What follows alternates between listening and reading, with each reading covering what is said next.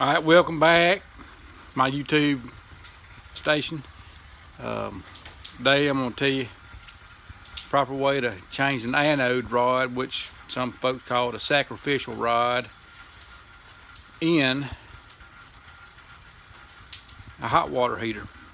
Or actually it's a water heater because the water's cold when it goes in. Okay, now right here is 2017 Salem Cruise Light, the Forest River. We've got a Suburban water heater. It's different than that other one that's got the aluminum tank. This one here's got the metal tank, and it's got a sacrificial rod right here. It needs changing about once a year, depending on use. I have already loosened it, so I won't go through that step. It is a 1 1/16 inch. I recommend using a 1/2 inch socket drive because that sucker gets in there pretty tight. We're gonna go ahead and pull this guy out, and let's see what we got here. Ooh, oh boy, oh boy. Yeah, that's pretty bad. Now, I will show you on the end here. I don't know if you can see that. There's a small little tip, which I call that the end. If you get down to that, you have really done something wrong. So I recommend, like I said earlier, change this guy out about once a year, once every season. It'll save you some money. These things are about $20 on the Amazon, as opposed to swapping that sucker out, which is going to set you back about $800. Now, so what happens inside that tank? Over time, you get some lime build up. Got to get that out of there. So what I have done, I have bought I think it's Camco's the name brand. It is it's an extension tube, and well, right there it is. Basically, it's got an on-off valve. It's got a little bit of an angle on the end there. What we're going to do, we're going to get down in here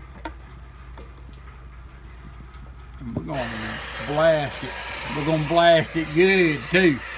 We're going to try to pull out every bit of lime sediment that might be in yonder. I'm going to give it about 2 minutes of this, maybe 3, maybe 5, depending on how bad it is. And we'll go to the next step in just a second. Hold tight. Right here I've got a hold of a manufacturer's Suburban. So this is the name brand. It's not a knockoff. It's just what is meant to go right back in that water heater. Anode rod. I'm gonna pull her apart and get some tape right here on those threads. We'll just put some plumber's tape.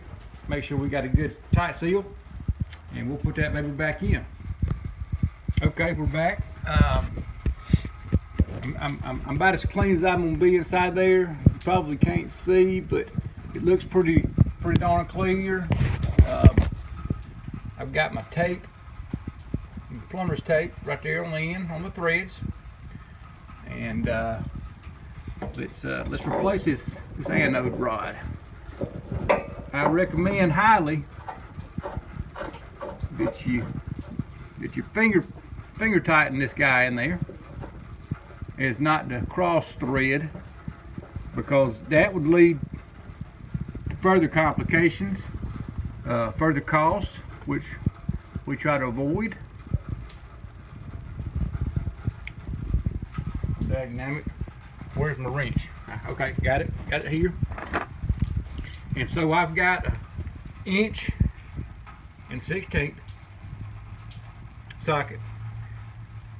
I chose to get the 4-inch extension, and I did go with the 1/2-inch drive because I feel like that's just a little easier to work with.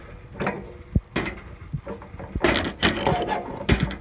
I'm just going to sink this baby right down in there. Get it good and snug. Sorry for the shakiness of the video. I don't have one of them fancy camera holders. One thing I did forget to mention, before you release the water, before you take out the old anode rod, you want to come up here to this here release valve, okay? And you'll just flip it up, and basically what that does is it releases any pressure from this area here. Basically it's from the tank. So yeah, flip that guy up before you start doing any work on the old anode rod. Okay, looks like we've got the new anode rod in there, fairly tight. Don't think there's any torque settings. Of course, I've not seen any, or I would recommend those to you. But so we've got this tight, as tight as I think it needs to be. And last thing you want to do is you want to shut this relief valve back, so that when you do put water back in the system, you don't have a big leak. Now I am at my home and have no way to really check this, but once I get to my next camp, I will get the water started, come back out, and I will check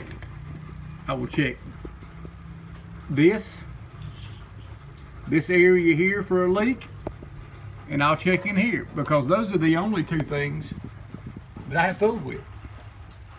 I wish you the best of luck. Please click the subscribe button down below, and then over here that notification button, I think it's right in here. Yep, hit that one. And for future videos, thank you.